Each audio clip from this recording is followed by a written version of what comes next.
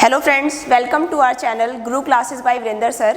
तो आज की क्लास में हम स्टार्ट करें बायोलॉजी का एक अगला टॉपिक। लास्ट क्लास में हमने किया था जैसे डाइजेस्टिव सिस्टम, तो आज का टॉपिक हम स्टार्ट कर रहे हैं रक्त या फिर जिसको आप कहते हो ब्लड। रक्त या फिर रुधिर भी बोला जाता है इसको। तो यदि रक्त की बात करें तो रक्त एक काफ़ी इंटरेस्टिंग और बहुत स्कोरिंग टॉपिक है, एग्जाम पॉइंट ऑफ व्यू से काफ़ी इंपॉर्टेंट है। कई क्वेश्चन आते हैं एग्जाम में यहाँ से। तो स्टार्ट करते हैं रक्त। अगर रक्त की बात की जाए तो सबसे पहले तो रक्त क्या है, डायरेक्ट क्वेश्चन आता है पेपर में, रक्त है क्या। तो आपको याद रखना है रक्त एक टाइप का उत्तक है, एक टाइप का टिश्यू है। कैसा टिश्यू है? रक्त एक फ्लूइड कनेक्टिंग टिश्यू है जिसको हम कहते हैं तरल संयोजी उत्तक। Blood is a fluid connecting tissue. Tissue का मतलब या उत्तक का मतलब होता है जो अंगों का निर्माण करे, कनेक्टिंग मतलब जो जोड़ के रखे, और तरल क्योंकि हमें पता है जो ब्लड का नेचर है वो कैसा है, फ्लो करने वाला है, दैट्स वाई हम इसको कह रहे हैं फ्लूइड, राइट। अब जो फ्लूइड है, फ्लूइड का मतलब ये नहीं है कि ये 100% लिक्विड है। फ्लूइड के अंदर दो कंपोनेंट होते हैं अपने पास, एक होता है सॉलिड मतलब ठोस हिस्सा, और एक होता है लिक्विड मतलब द्रव हिस्सा। तो तभी हमने ब्लड को फ्लूइड कनेक्टिंग टिश्यू कहा है, लिक्विड कनेक्टिंग टिश्यू नहीं कहा, क्योंकि फ्लूइड के अंदर दोनों चीज़ें होती हैं, ठोस भी पार्ट होता है और अपने पास लिक्विड पार्ट भी होता है। ऑब्वियसली इसके अंदर ज़्यादा पार्ट लिक्विड होगा क्योंकि ब्लड क्या है, फ्लो कर रहा है, राइट। तो ब्लड जो है अपने पास सबसे पहले फ्लूइड कनेक्टिंग टिश्यू है। अगर अगला पॉइंट बात करें रक्त की पीएच वैल्यू के रिगार्डिंग, पेपर में क्वेश्चन आ जाता है रक्त का पीएच मान कितना है, what is the pH value of blood. तो पीएच वैल्यू होती है ब्लड की 7.4। अब हमें पता है यदि पीएच वैल्यू मोर देन 7 है किसी भी सॉल्यूशन की, किसी भी सब्सटेंस की, तो हमें याद रखना होता है ग्रेटर देन 7 वैल्यू के लिए नेचर बोला जाता है, प्रवृत्ति बोली जाती है क्षारीय। तो यहाँ से दो क्वेश्चन बनते हैं, रक्त का पीएच मान 7.4 और रक्त की प्रवृत्ति होती है क्षारीय। क्षारीय जिसको आप कहते हो अल्केलाइन नेचर या बेसिक नेचर। तो blood has pH value 7.4 and it's nature is alkaline और बेसिक। प्रवृत्ति जो है इसकी बोली जाती है क्षारीय। अगला पॉइंट आ जाता है रक्त के रिगार्डिंग। रक्त की एक वयस्क मनुष्य में कितनी मात्रा होती है? ऑन एन एवरेज यदि हम बात करें एडल्ट्स में तो कितना रक्त बहता है, कितना रुधिर बहता है? हमें वैल्यू याद रखनी है 5 से 6 लीटर जो औसत मात्रा है ब्लड की। एग्जामिनर क्वेश्चन पूछता है वयस्क मनुष्य में कितना रक्त बहता है, रक्त की कितनी औसत मात्रा होती है, तो 5 से 6 लीटर होती है। अगर वो महिलाओं में पूछे महिलाओं में कितना रक्त बहता है, तो महिलाओं में बहता है पुरुषों से आधा लीटर कम। पुरुषों से जितना पुरुषों में है उससे यदि हम आधा लीटर कम कर दे तो उसकी मात्रा रहती है महिलाओं में, राइट। फॉर एग्जाम्पल जैसे अगर किसी पुरुष में बात की जा रही है, किसी पुरुष में ब्लड है 5 लीटर, तो महिलाओं में हो जाएगा 4.5 लीटर। फिर आ जाता है जो मात्रा है, पूछ लेते हैं एग्जामिनर, मानव शरीर में या फिर वयस्क मनुष्य में रुधिर की मात्रा उसके भार का कितने प्रतिशत हिस्सा होती है, उसके शरीर के वजन का कितने प्रतिशत हिस्सा होती है। तो भार का कितने प्रतिशत हिस्सा होती है, हमें वैल्यू याद रखनी है 7 से 8% हिस्सा। 7 to 8% जो पार्ट है किसका, उसके बॉडी के वेट का, वजन का 7 से 8% हिस्सा उसके अंदर रुधिर की मात्रा पाई जाती है। कहने का मतलब जैसे मान लो किसी व्यक्ति का वजन, उसका वेट है 70 kg, तो 70 kg का 7 से 8%, 70 kg का यदि अपन 7% निकाल लें तो 70 kg का 7% कितना होता है, 49/10 मतलब 4.9 लीटर उसके अंदर अप्रोक्सीमेटली क्या मिलेगा, ब्लड मिलेगा, राइट। जिसको आप राउंड ऑफ करके 5 लीटर भी ऑन एन एवरेज बात कर सकते हो। फिर आ जाता है रुधिर की पीएच वैल्यू, हमने डिस्कस कर ली कितनी, 7.4, राइट। अब जो है मैंने तुम्हें शुरू में बोल दिया कि जो रक्त है उसका नेचर कैसा है, तरल है। तरल का मतलब उसके अंदर कुछ पार्ट सॉलिड का भी होगा और कुछ पार्ट लिक्विड का भी होगा। नो डाउट ज्यादा पार्ट कौन सा होगा, लिक्विड का होगा, तभी वो क्या कर रहा है, फ्लो कर रहा है। अब यदि हम कहें रक्त का तरल हिस्सा क्या कहलाता है, रक्त का ठोस हिस्सा क्या कहलाता है, तो यहाँ से इस चीज को हम बाय फ्लो चार्ट समझते हैं। रक्त को दो हिस्सों में डिवाइड कर देंगे, एक रक्त का तरल हिस्सा और एक रक्त का ठोस हिस्सा, जिसको हम कह रहे हैं सॉलिड कंपोनेंट ऑफ ब्लड। अब क्वेश्चन पूछ लेता है एग्जामिनर कि रक्त का जो ठोस हिस्सा है उसका क्या नाम होता है और वो कितने % होता है। तो आपको याद रखना है रक्त का तरल हिस्सा क्या कहलाता है। सबसे पहले तो तरल हिस्सा या फिर आप इसे कहो लिक्विड कंपोनेंट, तो तरल हिस्से का नाम होता है अपने पास प्लाज्मा। बहुत इंपॉर्टेंट क्वेश्चन है, रिपीटेडली पूछा गया एग्जाम में। रक्त का तरल हिस्सा क्या कहलाता है, तो रक्त का तरल हिस्सा कहलाता है प्लाज्मा। और फिर बच जाता है रक्त का ठोस हिस्सा, सॉलिड कंपोनेंट ऑफ ब्लड क्या कहलाता है, तो नाम याद रखना है हमें रक्त कणिकाएं, या फिर जिसको बोला जाता है ब्लड कार्पोसल्स। ब्लड कार्पोसल्स, कई बच्चे इसको ब्लड सेल्स बोलते हैं, ये ब्लड सेल्स नहीं है, ये है ब्लड कार्पोसल्स, रक्त कणिकाएं। तो क्वेश्चन है, आपको ये पता चल गया रक्त का तरल हिस्सा प्लाज्मा और रक्त का ठोस हिस्सा रक्त कणिकाएं। वो बात कर लेता है कितने % है, कि रक्त का तरल हिस्सा प्लाज्मा रक्त का कितने % हिस्सा होता है, तो ये होता है 55% और रिमेनिंग बच गया 45%, तो 45% हमें मिलेगा रक्त कणिकाएं। तो पूछ लेता है वो यहाँ से क्वेश्चन, प्लाज्मा रक्त का कितने % हिस्सा होता है, तो प्लाज्मा होता है रक्त का 55% और रक्त कणिकाएं रक्त का कितने % हिस्सा होता है, 45%, राइट। उसके बाद प्लाज्मा हमने डिस्कस कर लिया, प्लाज्मा तरल पार्ट है, तो ऑब्वियसली प्लाज्मा की अगर अपन कंपोनेंट्स की बात करें तो प्लाज्मा में पानी ज़्यादा मिलेगा। तो क्वेश्चन आ जाता है यहाँ से प्लाज्मा में कितने % पानी होता है, तो आपको याद रखना है प्लाज्मा में 90% पानी पाया जाता है, प्लाज्मा के अंदर मौजूद होता है। फिर 90% यदि पानी है तो 7 से 8% के अराउंड इसमें रहते हैं, प्लाज्मा में रहते हैं प्रोटीन, और रिमेनिंग 1 से 2% जो पार्ट है वो बच जाता है अपने पास ग्लूकोज और लवण वगैरह, सोल्ट वगैरह का पार्ट। खैर परसेंटेज वो नहीं पूछता इन दोनों की, वो ज़्यादातर इसकी पूछता है प्लाज्मा में कितने % पानी मिलता है, तो आपको याद रखना है 90%, राइट। उसके बाद है प्रोटीन, कि ब्लड में या प्लाज्मा के अंदर कौन कौन से प्रोटीन मौजूद होते हैं, यहाँ से भी काफ़ी क्वेश्चंस बन जाते हैं। तो आपको याद रखना है प्लाज्मा में कुछ प्रोटीन्स के नाम कौन कौन से, अगर हम बात करें सबसे पहला ग्लोबिन प्रोटीन, ग्लोबिन प्रोटीन। फिर एक प्रोटीन है फाइब्रोनोजन, फाइब्रोनोजन, या दूसरा सिमिलर सा ही इनका काम है फाइब्रोनोजन, दूसरा अपन बोल देंगे प्रोथ्रोम्बिन। और फिर है एक प्रोटीन हिपेरिन। बहुत इंपॉर्टेंट पॉइंट है ये, सुनना ध्यान से। ग्लोबिन, अगर प्रोटीन की बात करें तो ग्लोबिन प्रोटीन का काम क्या होता है, शरीर के अंदर O2 व CO2 का परिवहन करना। शरीर के अंदर O2 व CO2 का परिवहन करना किसका काम होता है, ग्लोबिन प्रोटीन का। देखो वैसे अगर अपन रक्त की बात करें, ब्लड के फंक्शंस की बात करें, तो ब्लड जो है बॉडी में कई टाइप के फंक्शंस करता है। जैसे कि आपने सुना होगा 2 टाइप की गैसों का परिवहन, O2 व CO2 का परिवहन किसके द्वारा किया जाता है, ब्लड के द्वारा किया जाता है, राइट। फिर ब्लड का और क्या काम है, यदि अपन बात करें न्यूट्रिएंट्स, जो हम पोषक तत्व ले रहे हैं, खाना जो खा रहे हैं उसके अंदर पोषक तत्व मौजूद हैं, वो भी कैसे जा रहे हैं बॉडी के डिफरेंट पार्ट्स तक, किसके थ्रू, ब्लड के थ्रू। फिर आ जाता है ब्लड के अंदर इम्यून सिस्टम डेवलप करना, रोग प्रतिरोधक क्षमता बढ़ाना, ये भी किसका काम होता है, ब्लड का। देन अपने पास क्या है, कुछ अलग अलग ये जो इतने सारे काम हैं ब्लड में, भाई कोई इम्यूनिटी बढ़ा रहा है, कोई O2 CO2 का परिवहन कर रहा है, राइट। तो ये जितने भी काम है ये हमने अलग अलग पार्ट्स को अलॉट कर रखे हैं, असाइन कर रखे हैं, तो वही हमने पढ़ना है। तो हम प्रोटीन की बात कर रहे थे। प्रोटीन जैसे सबसे पहला है ग्लोबिन। ग्लोबिन प्रोटीन का काम क्या बताया तुम्हें, शरीर के अंदर O2 व CO2 का परिवहन करना। फिर है फाइब्रोनोजन या प्रोथ्रोम्बिन, बहुत इंपॉर्टेंट प्रोटीन है, रिपीटेडली पूछा गया क्वेश्चन है यहाँ से एग्जाम में। फाइब्रोनोजन प्रोटीन का काम क्या होता है, शरीर में चोट या कट लगने पर रक्त का थक्का बनाने में जो प्रोटीन मदद करता है, ब्लड क्लॉटिंग में जो हेल्प करता है, वो प्रोटीन कौन सा बोला जाता है? फाइब्रोनोजन। आपने देखा होगा जैसे मान लो कहीं पर भी शरीर पे कट लग जाता है, चोट लग जाती है, तो उस पर्टिकुलर अफेक्टेड एरिया पे खून थोड़ी देर बाद बहना अपने आप बंद कर देता है, क्योंकि वहाँ पर इस टाइप से एक ब्लड का क्लोटिंग सी हो जाती है, वो चीज़ बोली जाती है कौन से प्रोटीन की वजह से? फाइब्रोनोजन ऑप्शन में ना मिले तो प्रोथ्रोम्बिन, क्योंकि दोनों का काम ऑलमोस्ट सिमिलर सा ही है।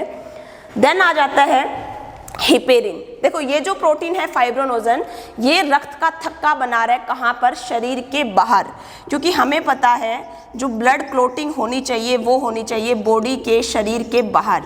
शरीर के अंदर रक्त का थक्का नहीं बनना चाहिए, तो शरीर के अंदर रक्त का थक्का न बने उसके लिए कौन सा प्रोटीन जिम्मेवार है? हिपेरिन।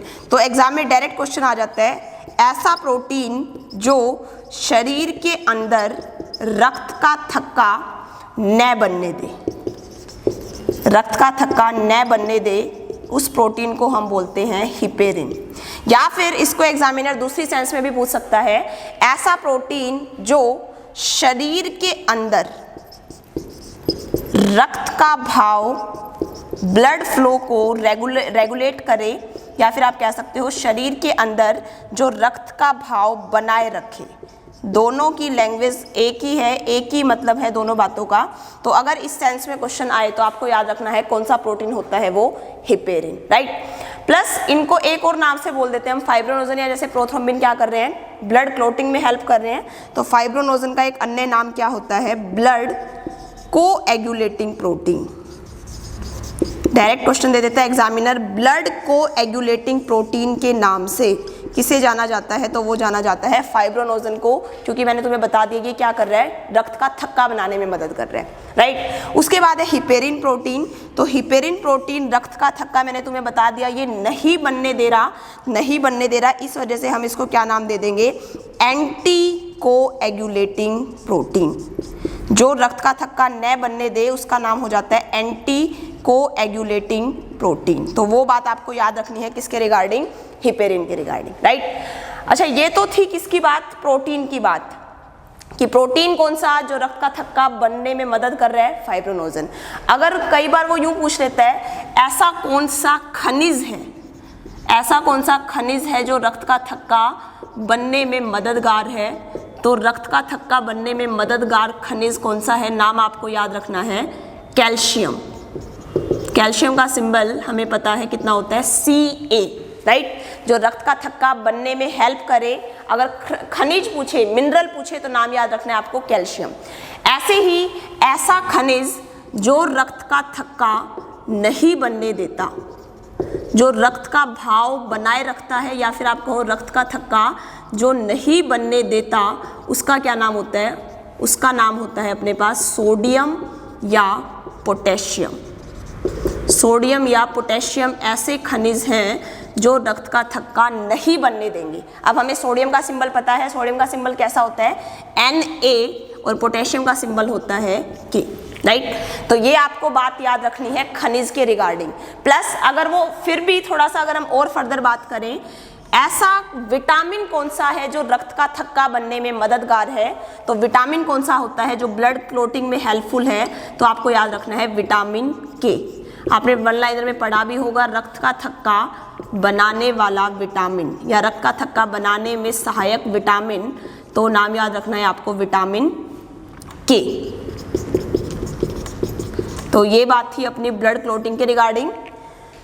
तो ये पार्ट है अपना प्रोटीन जो हम बात कर रहे थे, जो कि किसके अंदर मौजूद है? प्लाज्मा के अंदर मौजूद है, राइट। उसके बाद आ जाता है अपने पास कौन सा हिस्सा? ठोस हिस्सा।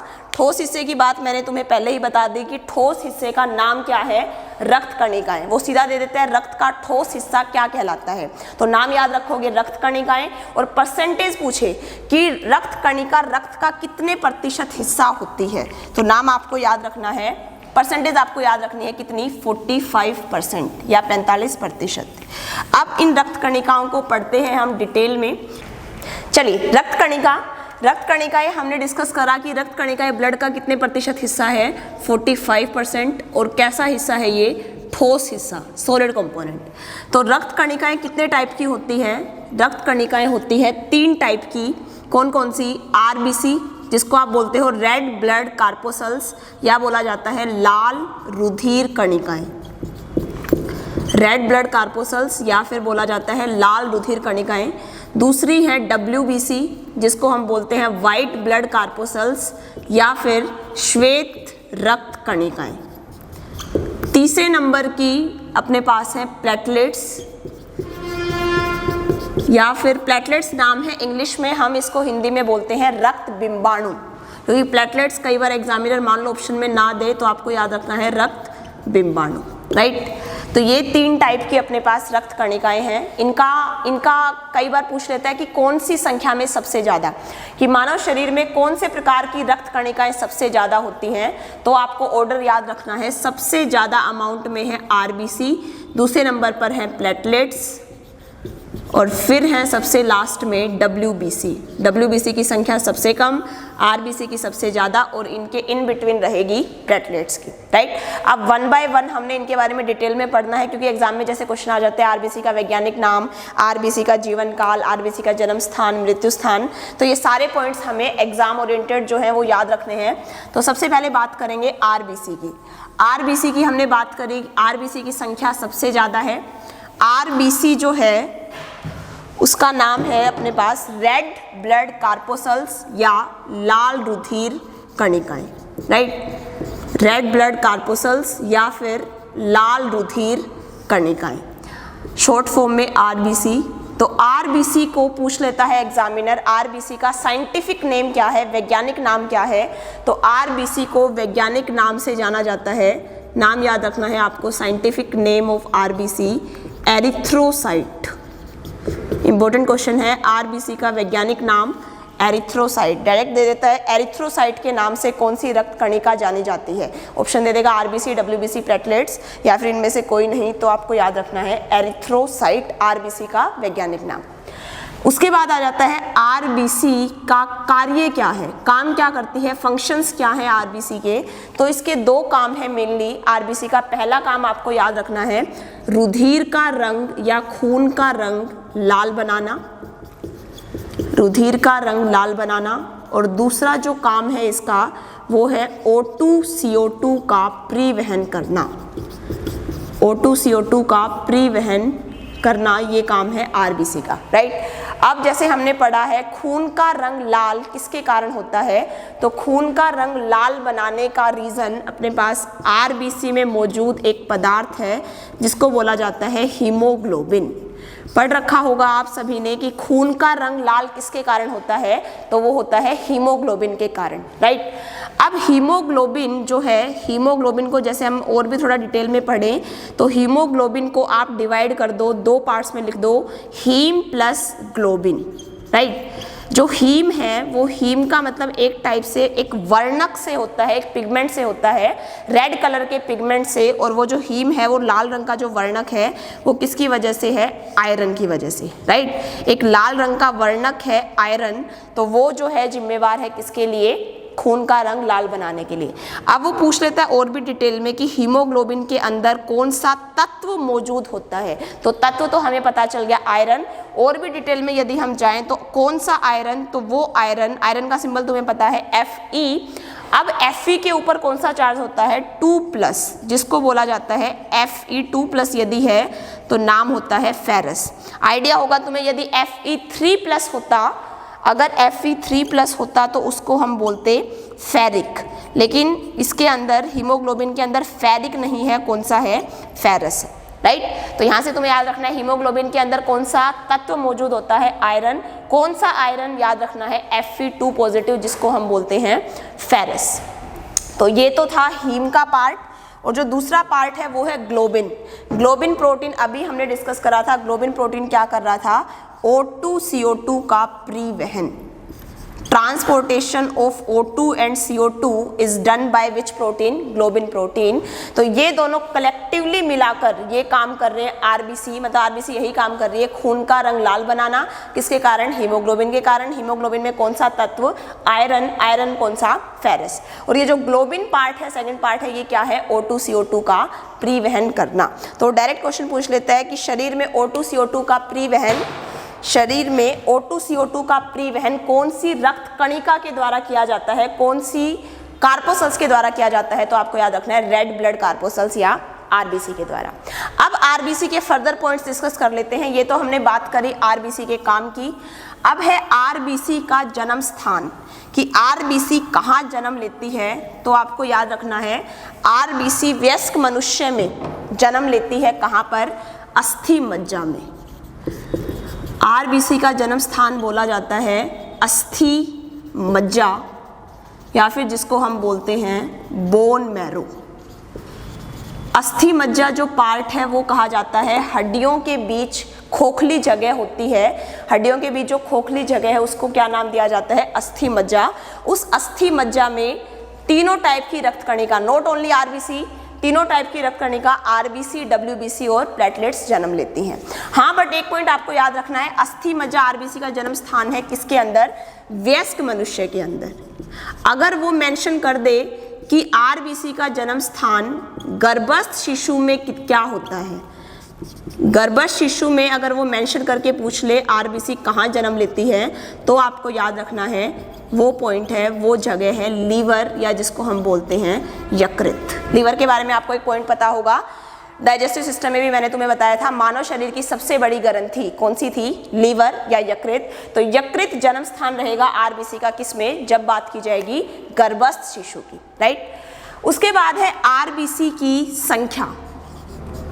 आरबीसी की संख्या, औसत संख्या एक वयस्क मनुष्य में कितनी होती है? तो वो होती है 50 से 55 लाख प्रति घन मिलीमीटर। ये हमने बात करी है वयस्क मनुष्य में एवरेज स्केल के ऊपर 50 से 55 लाख प्रति घन मिलीमीटर, राइट। उसके बाद जो है आरबीसी का जन्म स्थान हमने बात कर लिया। अब है आरबीसी का मृत्यु स्थान। आरबीसी कहाँ आकर मर जाती है? क्योंकि जो आरबीसी है उनका पहले अगर मैं आपको बताऊं आरबीसी जो है उन कितने टाइम के लिए जिंदा रहती है, तो आरबीसी का जीवन काल होता है 90 से 120 दिन, राइट। इंपॉर्टेंट क्वेश्चन है, ये भी रिपीटेडली एग्जाम में पूछा गया है। आरबीसी का जीवन काल क्या होता है? 90 से 120 दिन। अगर वो मंथ वाइज दे देता है ऑप्शन में तो आपको याद रखना है 3 से 4 महीने, राइट। अब आरबीसी इतने टाइम तक जिंदा रह रही है तो सीधी सी बात है वो कहीं ना कहीं आकर डिस्ट्रॉय भी होगी, मरेगी भी। तो पूछा जाता है आरबीसी कहाँ आकर मर जाती है? तो आरबीसी का मृत्यु स्थान हमें याद रखना है कौन सा? प्लीहा, जिसको हम कहते हैं स्प्लीन। प्लीहा या स्प्लीन। प्लीहा पार्ट कहा जाता है आमाशय के पिछले हिस्से को। आमाशय के पिछले हिस्से को प्लीहा बोला जाता है, जहां पर आकर आरबीसी मर जाती हैं। अब प्लीहा में आकर आरबीसी मर रही हैं, इसलिए प्लीहा का एक उपनाम होता है। प्लीहा को किस नाम से जाना जाता है? आरबीसी का कब्रिस्तान। एग्जामिनर डायरेक्ट क्वेश्चन पूछ लेता है आरबीसी का कब्रिस्तान किसे कहा जाता है? तो वो कहा जाता है प्लीहा को, जिसको हम कहते हैं graveyard of RBC. English में याद रखोगे आप, ग्रेव यार्ड ऑफ आरबीसी के नाम से किसे जाना जाता है? तो वो जाना जाता है प्लीहा को, राइट, क्योंकि आरबीसी यहाँ पर आकर मर रही हैं। दूसरा प्लीहा का उपनाम होता है शरीर का रुधिर bank. Blood bank of body के नाम से किसे जाना जाता है? वो अगेन जाना जाता है किसको? प्लीहा को, राइट। तो शरीर का रुधिर बैंक हमने क्यों बोला? क्योंकि देखो आरबीसी जो है संख्या में इतनी है, वो इतने टाइम के लिए 50 से 55 लाख आरबीसी हैं। 3 से 4 महीने एक आरबीसी का पीरियड है, तो एक आरबीसी इतने टाइम तक जिंदा है। अब सारी की सारी आरबीसी अगर प्लीहा में एक साथ नहीं मरेंगी, वो कुछ टाइम के लिए जिंदा भी रहेंगी। कहाँ पर? प्लीहा में। और जब बॉडी को इमरजेंसी में आरबीसी की जरूरत पड़ेगी तो वो ब्लड को कहाँ से निकाल लेगा? प्लीहा में से। और अपने पास रुधिर बैंक या ब्लड बैंक यही होता है कि हमें इमरजेंसी में ब्लड की जरूरत पड़े तो हम वहाँ से ब्लड निकाल लें। तो बॉडी को यदि जरूरत है आरबीसी की तो कहाँ से निकालेगा? प्लीहा में से। दैट्स वाई प्लीहा को हम किस नाम से जान रहे हैं? शरीर का रुधिर बैंक या blood bank of body, right. अब जो ये आरबीसी की संख्या मैंने तुम्हें बताई, स्टूडेंट्स आरबीसी की ये जो संख्या है ये कांस्टेंट नहीं रहती। जैसे क्वेश्चन पूछ लेता है एग्जामिनर कि पहाड़ों पर जाते समय आरबीसी की संख्या पर क्या प्रभाव पड़ता है? भाई पहाड़ों पर जाते समय या फिर आप कह सकते हो कोई भी हार्ड वर्क करते टाइम आरबीसी की संख्या कैसे इफेक्ट होती है, क्या प्रभाव पड़ता है। तो आपको याद रखना है, यदि हम कोई भी हार्ड वर्क करते हैं या फिर पहाड़ वगैरह पर चढ़ने का जैसे कोई भी काम है, तो उस दौरान आरबीसी की संख्या में क्या हो जाती है, बढ़ोतरी। आरबीसी की संख्या बढ़ जाती है। क्यों बढ़ जाती हैं? क्योंकि आपको पता है पहाड़ों पर यदि हम जाते हैं तो वहाँ पर ऊंचाई पर वायुदाब कम हो जाता है। वायुदाब एटमॉस्फेरिक यदि प्रेशर कम है तो हमें क्या करना पड़ेगा, सांस लेने में दिक्कत आती है, फटाफट से हम सांस लेते हैं, छोड़ते हैं। सांस जल्दी जल्दी लेने छोड़ने का मतलब ये हुआ कि शरीर में O2 CO2 का प्रीवहन फास्ट हो। और O2 CO2 का प्रीवहन फास्ट कर कौन रहा है, मतलब एक तरीके से O2 CO2 का प्रीवहन किसकी मदद से है, आरबीसी की मदद से है। तो जितनी ज़्यादा आरबीसी होंगी, सीधी सी बात है, O2 CO2 का प्रीवहन उतना ही फास्ट होगा। दैट्स वाई पहाड़ों पर जाने पर आरबीसी की संख्या में क्या होती है, बढ़ोतरी होती है। अराउंड 30% तक, 30% तक आरबीसी की संख्या बढ़ जाती है जब मनुष्य पहाड़ आदि पर चढ़ता है, राइट। ऐसे ही जब मनुष्य विश्राम अवस्था में रहता है या ड्यूरिंग रिलैक्सेशन, विश्राम अवस्था या सोते समय, तो आपको याद रखना है सोते समय आरबीसी की संख्या में क्या आती है, कमी आती है, राइट। सोते समय आरबीसी की संख्या में क्या प्रभाव पड़ता है, तो आप याद रखेंगे सोते समय आरबीसी की संख्या में कमी आती है। अराउंड 5% तक आरबीसी कम हो जाती है, राइट। अच्छा, ये बात करी हमने आरबीसी की संख्या, मृत्यु और जीवन काल की। अब आपको एक और पॉइंट याद रखना है कि जो नॉर्मली मैमल्स हैं, जितने भी स्तनपायी जीव हैं, नॉर्मली उनकी आरबीसी में केंद्रक नहीं पाया जाता, राइट। केंद्रक एक कोशिका का पार्ट होता है। जब हम कोशिका वाला चैप्टर पढ़ेंगे उसमें आपको बताऊंगी डिटेल में। केंद्रक को हम बोलते हैं न्यूक्लियस। तो केंद्रक या न्यूक्लियस का काम होता है सेल डिवीजन में हेल्प करना, राइट। तो नॉर्मली जितने भी मैमल्स हैं, स्तनपायी जीव जितने भी हैं, मनुष्य वगैरह, तो स्तनपायी जीवों की आरबीसी में केंद्रक नहीं पाया जाता। याद रखना है आपको एक पॉइंट, स्तनपायी जीवों की आरबीसी में केंद्रक उपस्थित नहीं है, केंद्रक नहीं पाया जाता। लेकिन इसके दो एक्सेप्शन हैं। एक्सेप्शन का मतलब ऐसे दो मैमल्स हैं अपने पास जिनकी आरबीसी में केंद्रक है, और वो ऐसे जीव हैं कौन से, जिनकी आरबीसी में केंद्रक है। नाम याद रखना है आपको, कौन से, ऊंट व लामा। बहुत इंपॉर्टेंट क्वेश्चन, ये भी रिपीटेडली एग्जाम में पूछा गया है। कौन से ऐसे दो स्तनपायी जीव हैं जिनकी आरबीसी में केंद्रक पाया जाता है, तो नाम याद रखोगे आप, ऊंट व लामा, कैमल एंड लामा। लेकिन नॉर्मली यदि आप मनुष्य वगैरह की बात कर रहे हो तो उनकी जनरली उनकी आरबीसी में केंद्रक मौजूद नहीं है, राइट। एक्सेप्शन याद रखना है, जिनकी में है ऊंट व लामा।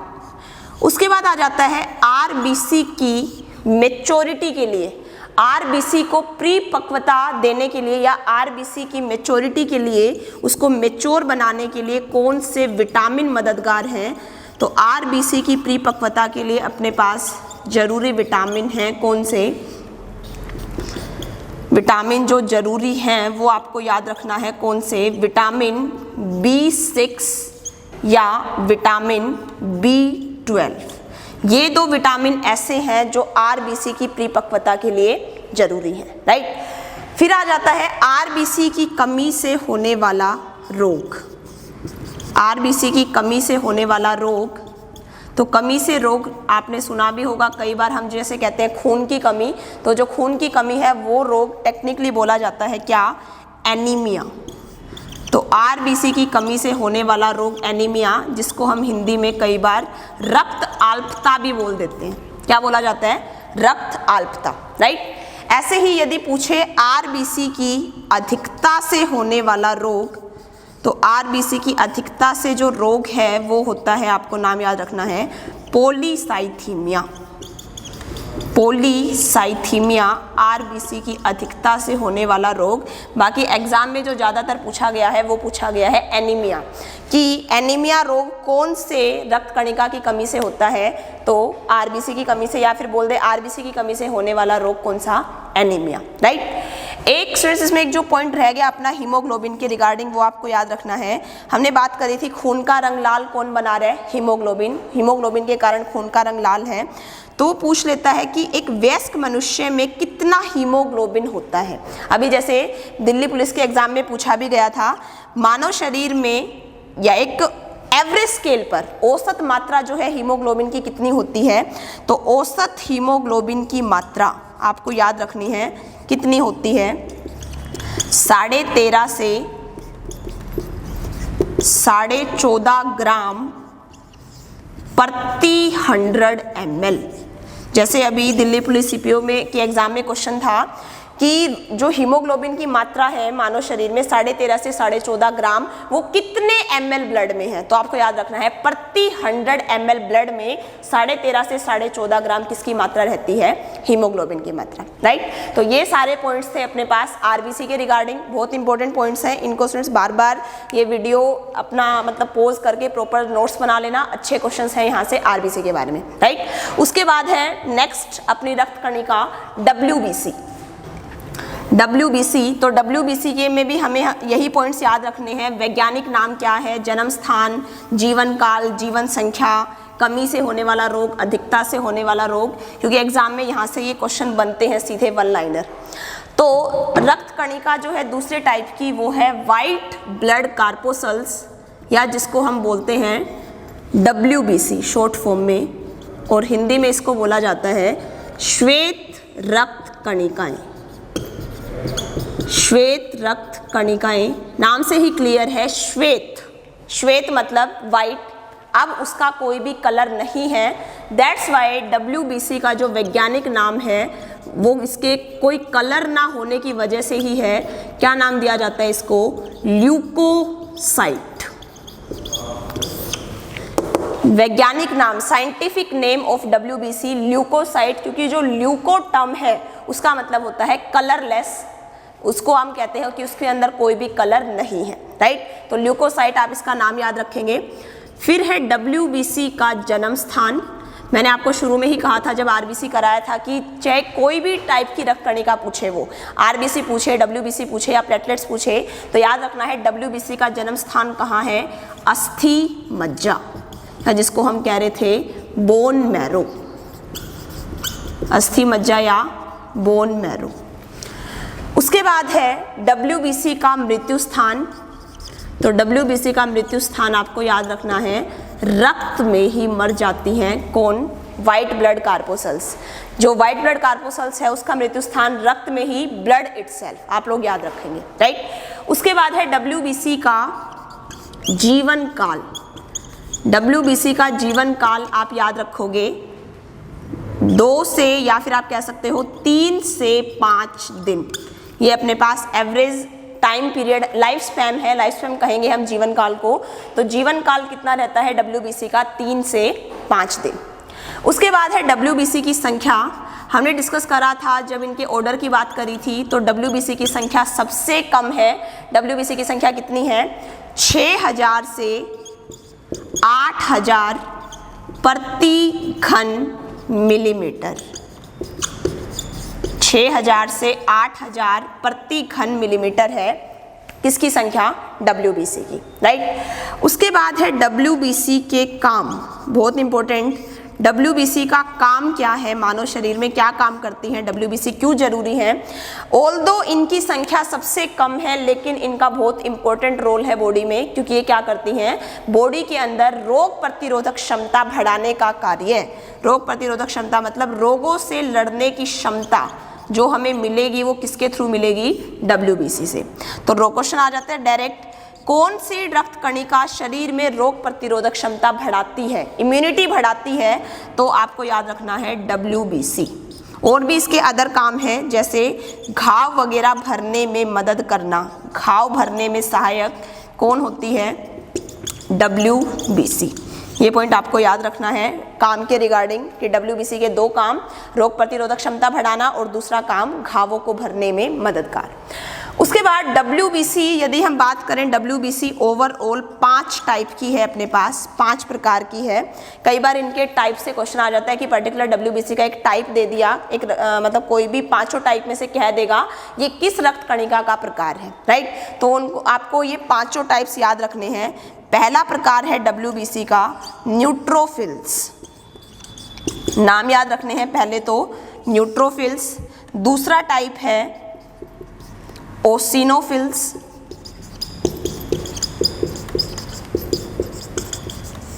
तीसरा टाइप WBC का नाम याद रखोगे बेसोफिल्स, फिर चौथा है लिम्फोसाइट, और फिर पांचवा है मोनोसाइट। ये WBC के 5 टाइप है। मान लो उसने उठा के दे दिया कि न्यूट्रोफिल्स कौन सी रक्त कणिका का एक प्रकार है, तो आप याद रखोगे किसका टाइप है, ये WBC के टाइप्स हैं। अब इनके रिगार्डिंग आपको 2-3 के रिगार्डिंग पॉइंट्स याद रखने हैं। जैसे पूछ लेता है कौन से WBC की मात्रा सबसे ज़्यादा होती है, तो WBC जो संख्या में सबसे ज़्यादा है वो आपको नाम याद रखना है न्यूट्रोफिल्स का। सबसे ज़्यादा अमाउंट में, सबसे ज़्यादा संख्या में कौन सी WBC, नाम याद रखोगे आप न्यूट्रोफिल्स। WBC की संख्या सबसे ज़्यादा जो है, सबसे ज़्यादा मात्रा में कौन सी WBC,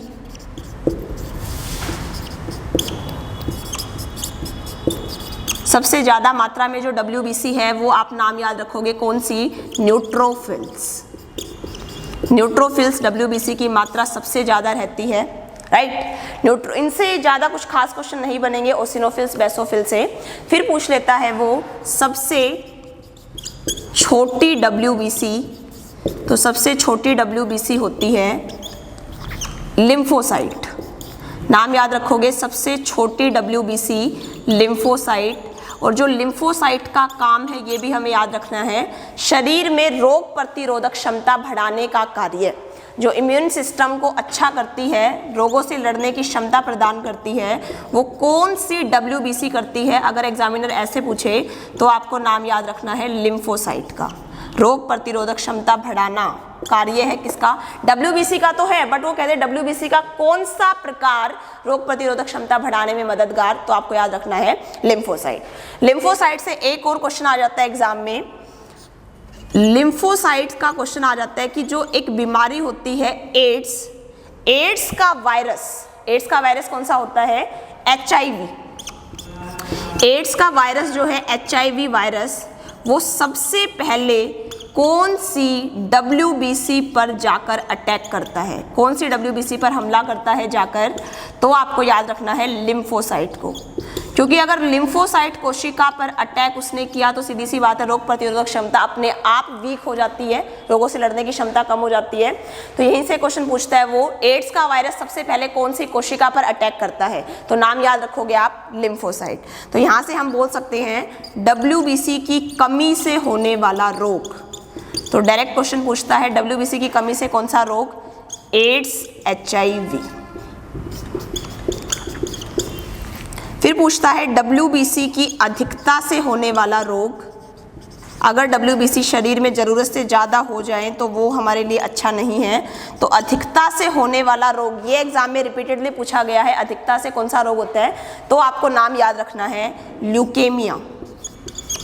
WBC की अधिकता से होने वाला रोग ल्यूकेमिया, जिसको बोला जाता है ब्लड कैंसर। तो डायरेक्ट क्वेश्चन आ जाता है ब्लड कैंसर के नाम से कौन जाना जाता है, कौन सी बीमारी, तो आपको याद रखना है ल्यूकेमिया। तो ल्यूकेमिया या ब्लड कैंसर का क्या कारण है, WBC की जब शरीर में अधिकता हो जाएगी। एक पॉइंट और याद रखना, जैसे जो WBC है, हमने RBC की बात करी थी, नॉर्मली स्तनपायी जीवों की RBC में केंद्रक नहीं था, लेकिन आप लोग यहाँ याद रखोगे WBC में केंद्रक पाया जाता है। जैसे वो पूछ लेता है कि कौन से प्रकार की रक्त कणिका में केंद्रक या न्यूक्लियस मौजूद है, तो आप बताओगे WBC में। केंद्रक नॉर्मली नहीं है, ना तो RBC में ना प्लेटलेट्स में, प्लेटलेट्स अभी करेंगे। तो WBC में केंद्रक किस में मौजूद है, कौन से टाइप की रक्त कणिका में, तो आप याद रखोगे WBC में, राइट। उसके बाद पूछ लेता है वो RBC और WBC का रेशो कितना है, ये भी क्वेश्चन इंपॉर्टेंट है, पूछ लिया जाता है। तो आरबीसी और डब्ल्यूबीसी का रेशो कितना है? जैसे अभी आपने संख्या देखी थी, आरबीसी की संख्या तो कितनी थी? 50 से 55 लाख प्रति घन मिलीमीटर, और इसकी कितनी थी? 6000 से 8000 प्रति घन मिलीमीटर। तो इनका यदि हम रेशो निकालें तो हर एक डब्ल्यूबीसी पर कितनी आरबीसी होती हैं? 600 आरबीसी। तो ये रेशो है आरबीसी और डब्ल्यूबीसी का 600:1, राइट। तो ये सारा अपना डिस्कशन था डब्ल्यूबीसी पर। नेक्स्ट आ जाता है प्लेटलेट्स, अगले टाइप की रक्त कणिका।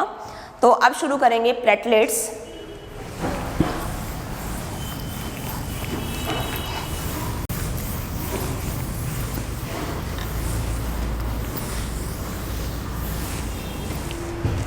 प्लेटलेट्स के रिगार्डिंग यदि बात करें तो प्लेटलेट्स को किस नाम से जाना जाता है? जैसे हमने वैज्ञानिक नाम की बात करी आरबीसी और डब्ल्यूबीसी की, तो प्लेटलेट्स का वैज्ञानिक नाम आपको याद रखना है थ्रोम्बोसाइट। थ्रोम्बोसाइट, थ्रोम्बोसाइट जो है, ये जो टर्म है बनी है थ्रोम्बिन से। जैसे थ्रोम्बिन हमने बात करी थी प्रोथ्रोम्बिन प्रोटीन की, तो वो क्या कर रहा था? ब्लड क्लोटिंग में मददगार था, रक्त का थक्का बना रहा था। तो प्लेटलेट्स का वैज्ञानिक नाम थ्रोम्बोसाइट। और प्लेटलेट्स के यदि काम की बात की जाए, प्लेटलेट्स काम क्या करती हैं बॉडी में, तो आप याद रखोगे चोट या कट लगने पर ब्लड क्लोटिंग या रक्त का थक्का बनाने में कौन सी कणिका मददगार? तो आप याद रखोगे प्लेटलेट्स, राइट। कैसे याद रखोगे इसका वैज्ञानिक नाम? थ्रोम्बोसाइट, क्योंकि मैंने तुम्हें बताया था पहले फाइब्रोनोजन या प्रोथ्रोम्बिन से याद रखोगे थ्रोम्बोसाइट, जो कि क्या कर रहे थे? ब्लड क्लोटिंग में, रक्त का थक्का बनाने में मददगार थे, राइट। उसके बाद आ जाता है प्लेटलेट्स के वही जो पॉइंट्स करे हैं हमने पीछे आरबीसी डब्ल्यूबीसी में, कि कहाँ जन्म लेती हैं, कहाँ मरती हैं, कितनी संख्या है, क्या जीवन काल है। तो जन्म स्थान अगर बात करें प्लेटलेट्स का, तो जन्म स्थान आप याद रखोगे अस्थि मज्जा या बोन मैरो। अगर बात करें मृत्यु स्थान, तो प्लेटलेट्स का मृत्यु स्थान कहाँ पर? रक्त में ही मर जाती हैं प्लेटलेट्स। उसके बाद है जीवन काल। तो जीवन काल आप लोग याद रखोगे 4 से 7 दिन। 4 से 7 दिन रहता है लाइफ स्पैन किसका? प्लेटलेट्स का। उसके बाद आ जाती है संख्या। प्लेटलेट्स की संख्या कितनी है वयस्क मनुष्य में? तो संख्या एवरेज स्केल पर हम बात करेंगे कितनी होती है? 2.5 लाख से 5 लाख प्रति घन मिलीमीटर। 2.5 लाख से 5 लाख प्रति घन मिलीमीटर, राइट। उसके बाद आ जाता है प्लेटलेट्स की कमी से होने वाला रोग। प्लेटलेट्स की कमी से होने वाला रोग, एक रोग है बहुत कॉमन, तुमने सुना भी होगा, एक रोग होता है डेंगू, जिसमें प्लेटलेट्स की संख्या में क्या आ जाती है? कमी आ जाती है। तो आप याद रखोगे डेंगू, चिकनगुनिया वगैरह ये रोग ऐसे हैं जो कब होंगे? प्लेटलेट्स की कमी से, राइट। उसके बाद है एक बीमारी होती है, एक बीमारी है प्लेटलेट्स के रिगार्डिंग या ब्लड क्लोटिंग के रिगार्डिंग, नाम बोला जाता है इसको हीमोफीलिया। बहुत इंपॉर्टेंट है ये क्वेश्चन भी आ जाता है यहाँ से कई बार क्वेश्चन। हीमोफीलिया एक ऐसी स्थिति है या एक ऐसी बीमारी है जिसमें रक्त का थक्का नहीं बनता। नहीं बनने का मतलब अब ये नहीं है कि बिल्कुल ही नहीं बनेगा, कहने का मतलब ये है ब्लड क्लोटिंग में टाइम लेगा, वो रक्त का थक्का बनने में टाइम लेगा। तो डायरेक्ट क्वेश्चन आ जाता है ऐसी बीमारी या ऐसी स्थिति जिसमें रक्त का थक्का नहीं बनता, तो वो बोली जाती है कौन सी बीमारी? हीमोफीलिया। हीमोफीलिया याद रखना है आपको सबसे पहले, तो ये एक आनुवांशिक बीमारी है। आनुवांशिक बीमारी का मतलब एक जेनेटिक डिजीज़ है, पीढ़ी दर पीढ़ी स्थानांतरित होने वाली बीमारी है, जेनेटिक डिजीज़ है हीमोफीलिया। हीमोफीलिया के बारे में एक फर्दर पॉइंट याद रखोगे, हीमोफीलिया को एक नाम से जाना जाता है, उपनाम से। डायरेक्ट क्वेश्चन दे देता है एग्जामिनर, शाही बीमारी या शाही रोग या रॉयल डिजीज़, रॉयल डिजीज़ के नाम से किसको जाना जाता है? तो शाही बीमारी के नाम से जाना जाता है किसको? हीमोफीलिया को। क्यों कहा जाता है शाही बीमारी?